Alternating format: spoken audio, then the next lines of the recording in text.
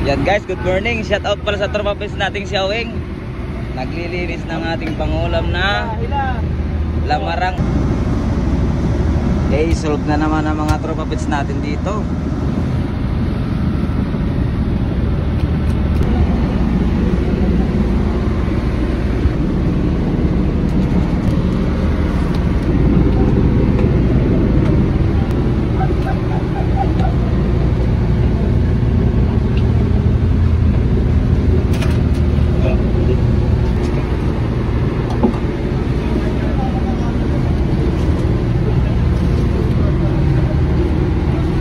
Guys, kakain na sila.